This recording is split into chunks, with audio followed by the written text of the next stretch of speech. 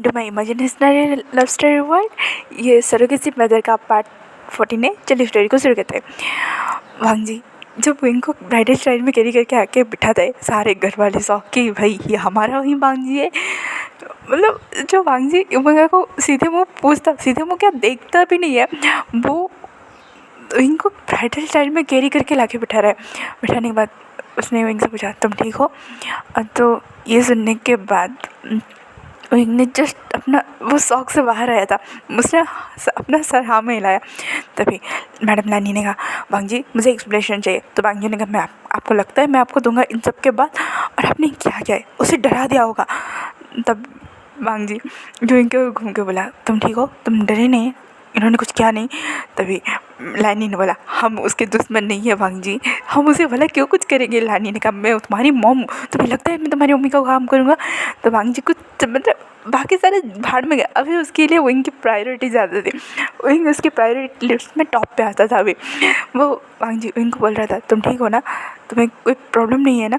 तो विंग अपना सर ना में हिला रहा था। उसे हाँ पहले तो उसे डर लग रहा था क्योंकि उसे सीधा चाकू के धार पे रख दिया था उसके मॉम एंड आंटी को। तो एक धीरे से बोला मैंने आंटी को वो मैंने। तो वांग जी ने कहा क्या मॉम एंड आंटी ने कुछ किया तुम्हारे साथ? तो विंग अपना सर नाम मिलाता है। तो लानी ने कहा हमने कुछ नहीं किया, मतलब वो कहा कि उसने हमारे ऊपर चाकू तान दी, इसलिए बोलते हैं प्रेग्नेंट ओमेगा को अकेले मत छोड़ो वांग जी। और तुमने उसे अकेले ही छोड़ दिया उस घर में, उसे कितना डर लग रहा होता होगा। सोचो अगर हम जब गए उसके बाद तो उसने हमारे ऊपर ही चाकू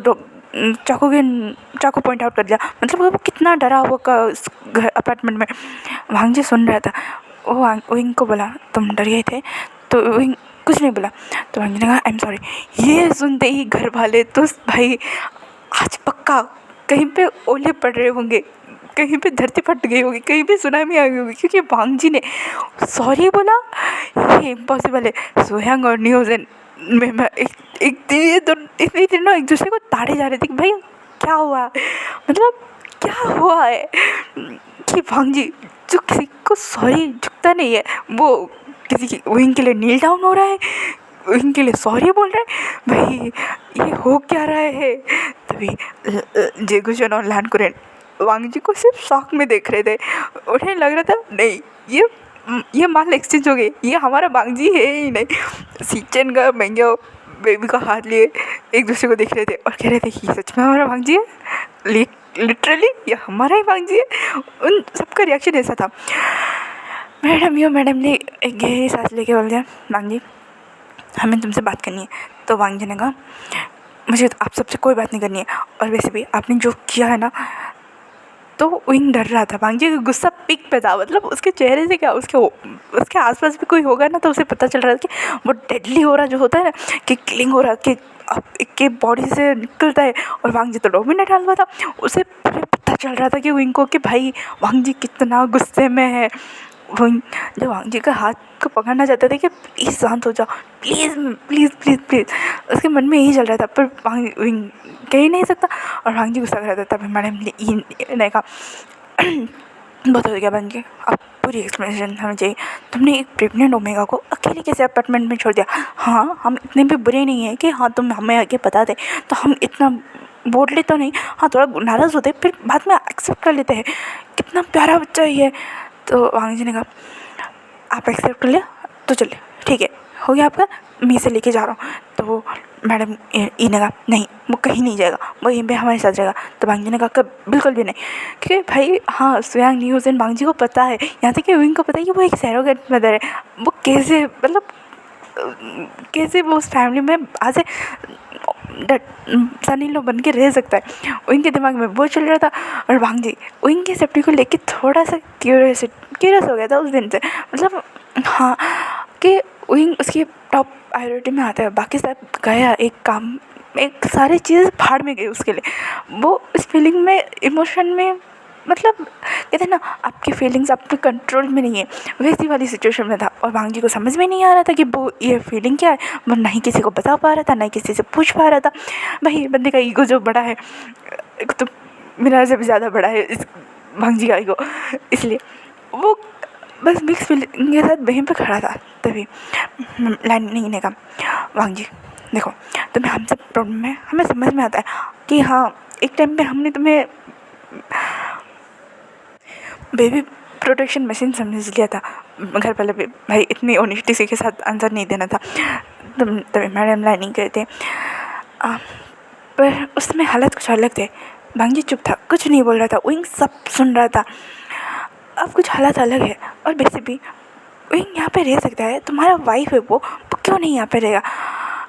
भांजी और कुछ बोल नहीं पा रहा था, तभी जो लाइन ली थी उन्होंने बोला, भांजी बेटा उसे यहीं पे रहने दो, एक प्रेग्नेंट ओमेगा का एक फैमिली के साथ रहना बहुत ज़रूरी होता है। हाँ मैं ये नहीं बोलूँगा जिसके फैमिली नहीं है उसके लिए बहुत प्रॉब्लम होगी, पर हाँ थोड़ी प्रॉब्लम बहुत होती है। वो प्रॉब्लम वही क्यों फेस करे जबकि उसके पास इतना अच्छा फैमिली है, उसके गगा है, उसके साउजी है,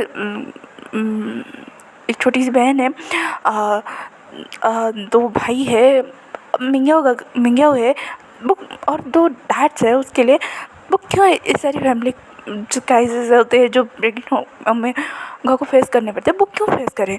भांजी चुप था, हाँ क्योंकि उसे पता है कि हाँ वो इनके जितना भी केयर कर ले, जब भी इनको जो चीज़ चाहिए होती है वो बोल भी नहीं पाता है, वो फ्रेंडली मतलब ओपनली कुछ नहीं बोल पाता है। भांजी को पता है कि हाँ विंग उससे डरता है, उसे पता चलता है कि हाँ इनको कुछ चाहिए होता है, तो भांजी को समझना पड़ता है कि हाँ इनको क्या चाहिए, उसके इशारे समझने पड़ते कभी कभार, और कभी कभार तो उसे डॉक्टर से शायद ये सारी प्रॉब्लम नहीं होंगी इनकी केयर, हाँ उसे अकेले में जितना होता है उससे ज़्यादा उसकी फैमिली में होगी। फिर भी भांजी को पता है अगर इमोशनली अटैचमेंट हो गया तो क्या प्रॉब्लम हो सकता है क्या नहीं, और अगर स्पेशली घर वालों को पता चलेगा कि विंग एक सरोगेसी मदर है तो उसे कहीं और किसी पॉइंट ऑफ व्यू से जज ना कर बैठे मेरे घर वाले, उसे पता है।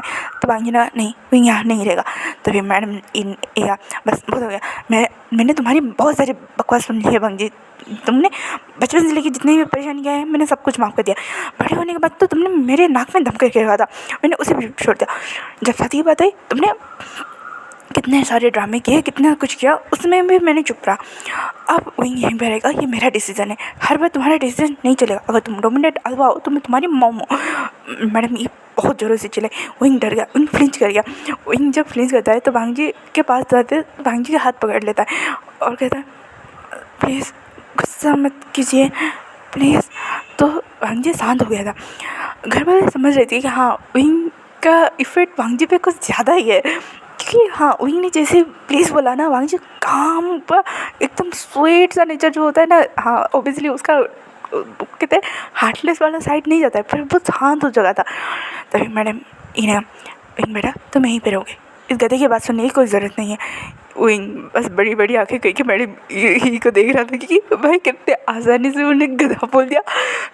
विंग सिर्फ देख रहा था न्यूज़ देन, और स्वयं मन में बोल रहे थे बस प्लीज़ प्लीज़ प्लीज़ भांजी कुछ भगवान देना, अभी बहुत मुश्किल से यहाँ तक पहुँचे, घर वालों को अगर पता चला ना कांड हो जाना है तुम्हारी लाइफ में, बहुत सारी याद सोच रहे थे। तब मैंने कहा गगा विंग गगा को यहीं पे रहने देते ना, क्या हो जाएगा, वैसे भी हम सब यहाँ पे ज़्यादा उनकी देखभाल कर सकते हैं, मिंगी वगैरह की प्रेगनेंसी पे हमने देखभाल किया था ना उनके, तो विंग गगा पर क्यों नहीं, तो उन्हें भी कोई, तो बैंक जी ने कहा कोई कॉम्प्लिकेशन नहीं है, अगर होगा मैं हैंडल कर लूँगा। तो मैडम ली ने कहा भांजी तुम सबकी कम से कम मेरी तो बात सुन लो।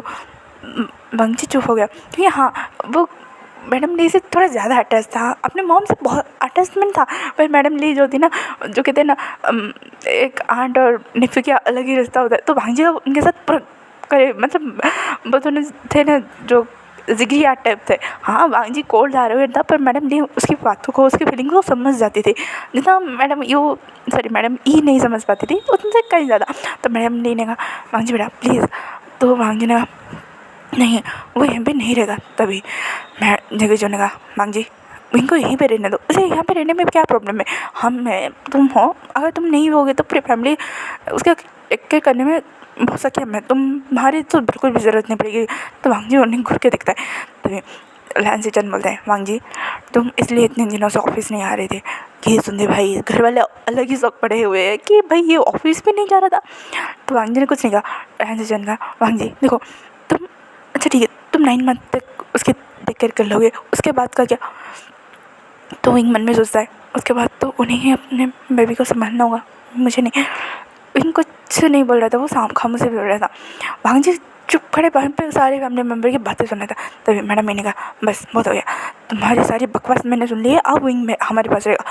तुम्हारा वाइफ है पर इस घर का बहुत सनी लो है, समझ में आ रहा है वांग जी। और उसे बहुत सारी परेशानी हुई होगी इन महीनों में, उसने बताया भी नहीं हुआ, उसका बहुत मन चल रहा है, उसके बेबी बम दिख रहे रहेगा। उसके बाद क्या, तो वांग जी ने उसके बाद क्या, मैं उसकी टेक केयर जैसे कर रहा था वैसे करूँगा। तो वहाँ मैडम ही वांग जी वो कितना डरा हुआ है, तुम उसके साथ भी ऐसे गुस्से में रहते हो। तो वांग जी चुप हो गया, उसे कुछ से नहीं कहा कि हाँ भाई वो क्या ही बोले कि हाँ इनके साथ उसका रिलेशन क्या है, इन खामोश था। तो मैडम जी ने कहा बस बहुत हो गया वांग जी, वो यहीं पे रहेगा, अगर तुम्हें प्रॉब्लम है तुम यहीं पे आ जाओ। तो वांग जी ने स्वयं सारी चीज़ें यहाँ पे शिफ्ट कर दो। ये भाई अलग ही शौक, क्योंकि 2 साल या 3 साल में वांग जी को मेरे के ऊपर इतना प्रेशर किया गया था, वांग जी घर छोड़ के चला ही गया था। उसने किसी को कुछ नहीं बताया था, बस घर छोड़ के चला गया। उसे तब पता चला, स्वयं के थ्रू पता चला था घर वालों को कि वांग जी घर छोड़ के चला गया था। ये बात जान के घर वालों को थोड़ा गुस्सा आया, वो थोड़े नाराज़ थे, हाँ थोड़े अपसेट भी थे, पर क्या कर सकते, हाँ उनकी भी थोड़ी गलती थी कि मैरिज कर लो या बेबीज कर लो। ये प्रेशराइज अगर किसी को भी दोगे ना वो भाग ही जाएगा जब मेंटली कोई प्रिपेयर ना हो। और वांग जी मेंटली प्रिपेयर क्या, वो तो इससे भाग क्या, अगर उसका बस चले तो दुनिया से मैरिज नाम की चीज़ को ही हटा ले। ऐसा नहीं था कि हाँ उसके आसपास के रिलेशनशिप टॉक्सिक थे या फिर बुरे कंडीशन में थे, बस उसे खुद के लिए कोई लाइफ पार्टनर नहीं चाहिए था, उसकी मेंटल कंडीशन ऐसी थी।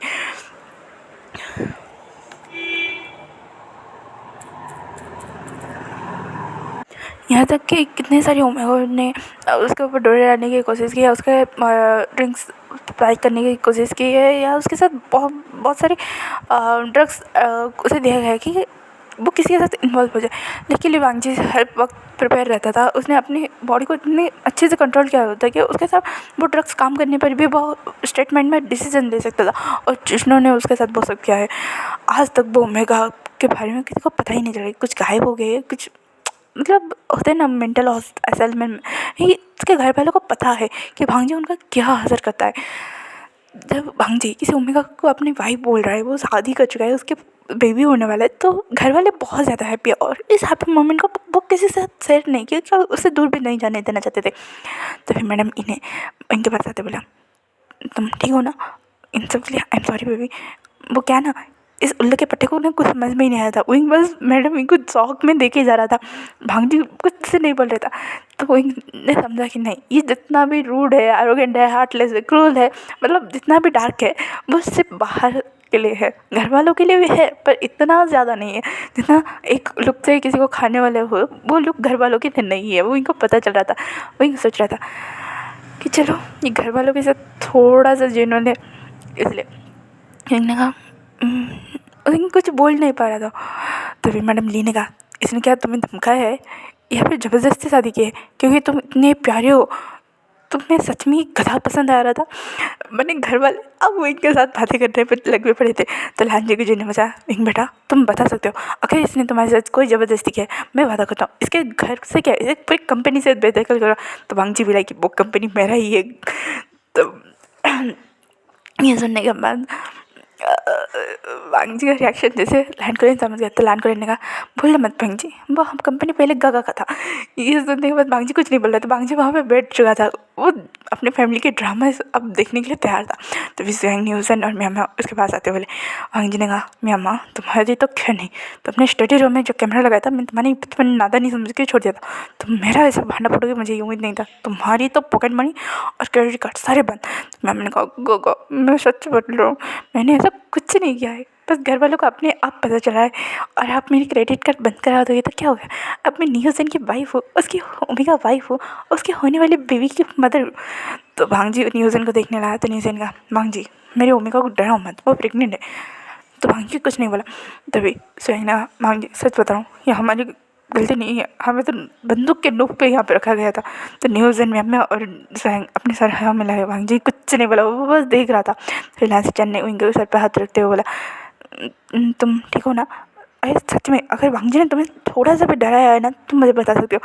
विंग भाई बोले क्या, वो कंटिन्यूसली इतना मतलब उसे इतने सारे लोगों के साथ बातें करने में इतना कंफर्टेबल वो नहीं है ना, उसे थोड़ी थोड़ी सी ना उसकी बीपी ड्रॉप्स हो रही थी, मतलब बीपी ऊपर नीचे हो रही थी, उसे पता चल रहा था, उसे घुटन सी हो रही थी। वांगजी देख रहा था, जब लाल सिचन ने विंग के सर पे हाथ रखा ना, तो वांगजी को थोड़ा गुस्सा आया, उसकी मुट्ठी भिज गई थी, पर वो शांत हो जाएगा था, क्योंकि उसे पता है उसके गगा बैड इंटेंशन से विंग को टच नहीं कर रहे थे इसलिए। तभी मिंग्या उड़ा के बोला, तुम्हें तो बेबी बम्प अभी थोड़ी दिन के बाद दिखने लगेगा, पर तुम्हारा कितना मंथ है, 4 या 5? तो इन्हें 4 मंथ। तो मैंने कहा पर ये तो ऑब्वियसली दिख रहा है कि ट्विंस है। तो इन्होंने कहा पता नहीं, पता ही नहीं चल रहा था। तो मैंने कहा मतलब, तो इन्होंने जब वो थोड़ा सा पैनिक हो रहा था, वो कुछ नहीं बोल रहा था। तो इन्होंने कहा जब अल्ट्रासाउंड हुआ था तो हमें धड़कन की आवाज़ सही से सुनाई नहीं दे रही थी। तो ये सुनते ही मैंने कहा सही से सुनाई दे रही थी मतलब? तो ने कहा, डॉक्टर ने कहा 1 2 3 इंच ऐसे सुनाई दे रहा था, वो फ्रिक्वेंट कास्ट नहीं कर पा रहे थे। तो लैंड ने कहा क्या 3 है? तो लैंड ने कहा नहीं, उन्हें बांगी ने कहा 2। तो जियो ने कहा अरे उसने बताया ना सही से सुन, कैच नहीं हो रहा था फ्रिक्वेंस, तो कैसे पता चलेगा? तो विंग कुछ नहीं बोल रहा था, विंग को अजीब ही डर लग रहा था, उसके सराउंडिंग इतने सारे पीपल से इतने प्यार इतनी क्या, विंग को इस सब की आदत नहीं थी ना, तो वो घबरा रहा था। विंग तो धीरे धीरे सांसें उसकी ऊपर नीचे हो रही थी। तो भांगजी ने जब उनकी थोड़ी सी कहते हैं ना, थोड़ी सी ही जैसे ब्रीथिंग सेंस को महसूस किया, तो भांगजी ने विंग तुम ठीक हो? उसने मतलब गुस्से वाले में पूछा था। तो विंग मैं वो एक ही वजह से बेहोश हुआ। सारे बोले विंग चिल्लाने लगे। विंग जब बेहोश हुआ, भांगजी खड़ा हुआ और सीधा विंग के पास आके उसे कैरी किया और कहा call the doctor, damn it. ये कह के वो विंग को लेके अपने रूम में चला गया था। वो वहीं पे था, उसने पूरे मतलब उस रूम को पूरे कर्टन्स ओपन करके एसी के टेम्परेचर को नॉर्मल करके रूम को ब्राइटन अप करके बस वहीं पे था। वहाँ पे कुछ समय के बाद डॉक्टर आ गए और कहा नॉर्मल है, प्रेगनेंसी में बीपी ऊपर नीचे होता है, इसमें कोई प्रॉब्लम बात नहीं है, पर हाँ उन्हें स्ट्रेस कम दीजिए। तो भांगजी बस गुस्से में अपनी फैमिली को देख रहा था। तो हाँ उनकी फैमिली को भी पता है कि हाँ एक साथ बम फोड़ोगे तो यही होगा ना, और उसे भी पता है कि हाँ हमें उनके साथ इतने सारे क्वेश्चन नहीं करने चाहिए, तो उसे थोड़ा स्पेस देना चाहिए था। तो सारे ने डॉक्टर से बात की, भांगजी ने कहा और कोई चीज़ चाहिए इसे? तो डॉक्टर ने कहा मुझे आपसे अकेले में बात करनी है, क्योंकि भांगजी ने उनके मतलब जो सरोगेसी के प्रोसीजर में जो डॉक्टर इन्वॉल्व थे उन्हें ही बुलाया था स्वयं ने। तो भांगजी अपना सर हाँ मिलाते हैं और वहाँ से सारे लोग चले जाते हैं कि हाँ उन्हें भी पता है कि हाँ कुछ चीज़ें होती है जो प्राइवेटली ही डॉक्टर के जाते। तो डॉक्टर ने कहा उन्हें आपकी अल्फा फेरोमोन्स की बहुत ज़्यादा ज़रूरत है, और दूसरी बात आप उन्हें स्ट्रेस मत दीजिए वरना बेबी के जन को खतरा है। तो भांगजी ने कहा मतलब? तो डॉक्टर ने कहा इनका बेबी बम देख के लगता है कि ये जैसे ट्विंस को कैरी करे। तो भांगजी ने कुछ नहीं कहा और डॉक्टर ने कहा हम अभी नहीं 6 मंथ के अराउंड एक और अल्ट्रासाउंड करेंगे, तब तक और कोई अल्ट्रासाउंडिंग की प्रोसीजर नहीं है। तो भांगजी कुछ नहीं बोलता, वो सुन रहा था। डॉक्टर ने कहा और हाँ वो किसी चीज़ को लिए बहुत ज़्यादा पैनिक करते हैं, शायद उनकी उस कंडीशन की वजह से। भांगजी ने जब रिपोर्ट पढ़ा था तो हाँ उनके वो जो इंट्रोवर्ट से जो साई नेचर है, वो ज़्यादा लोगों से बातें नहीं करता, बस कुछ ही लोगों से बहुत कम बातें करता है। तो विंग मतलब भांगजी समझ गया था इन दिनों में कि विंग ऐसा बिहेव क्यों करता है। तो भांगजी ने कहा क्या ऐसा कोई प्रॉब्लम है? तो डॉक्टर ने कहा आपको ना उन्हें इससे बाहर निकलना पड़ेगा, वरना वो ज़्यादा स्ट्रेस लेगी तो प्रेगनेंसी के लास्ट हाँ टाइम पे उन्हें प्रॉब्लम हो सका। ये कि डॉक्टर वहाँ से चले गए थे। भांगजी जो इनको देख रहा था वो सोच रहा था कि बस इनके साथ हुआ क्या है जिसकी वजह से इन इतना दबा दबा सा बुझा बुझा सा मतलब इतना कोजी कोजी रहता है। तो उसने कहा स्वयं को बुलाया, तो स्वयं आते ही बोला हाँ बोलो भांजी। तो भांगजी ने कहा तुमने मुझे बस इनके उस बारे में बताया था, मुझे उसके ऑर्फनेज मतलब साउथ इंडियन से मिलने से पहले जानकारी चाहिए। तो स्वयं ने कहा इतनी पुरानी? तो भांगजी ने कहा मुझे चाहिए। तो ये कह के स्वयं ने अच्छा ठीक है मैं कुछ करता हूँ, ये कह के वो वहाँ से निकल चुका था। तो घर वाले में से नीचे खड़े थे और कहा अब वो इनके से। तो स्वयं ने कहा वो ठीक है बस अब तो सब कह रहे हैं अच्छा ठीक है हम उन्हें ज़्यादा परेशान नहीं करेंगे। ये कह के वो सारे अपने अपने रूम पे चले गए थे। तो न्यूज़ ने कहा क्या हुआ है? तो स्वयं ने उनके बारे में उसे सब कुछ जानना है। तो मैम ने कहा अच्छी बात है ना, गगा के इस साइड पे तो मतलब पता है ना वो किसके बारे में ज़्यादा क्यूरियोसिटी होते है। तो निस्वैंग ने कहा अगर मैंने इनके उस साइड के बारे में उसे पता है ना वो पहले हिला देगा उस म्यामा, पता है ना। तो म्यामा ने कहा ऐसा क्या हुआ था। तो न्यूज़ ने कहा उनको हैरेस किया गया था, उसी वजह से वो एक करीब 6 महीने के लिए ट्रॉमा में चला गया था, बड़ी मुश्किल से उस ट्रॉमे से बाहर आया था। पता नहीं अगर भांजी को पता चलेगा तो वो क्या करेगा। ये कह के वो तीनों ऊपर देखने लगे और मैंने कहा भगवान ही खैर करे उन लोगों की, भांजी सारी चीज़ों का बदला अब लेगा। मैं ये बोल रही थी। तो आज का पार्ट यहीं पे खत्म होता है, फिर मिलेंगे आज के पार्ट में। Thank you for watching and ignore the background noise please यार, सॉरी। हाँ, कमेंट करो, लाइक करो, शेयर करो।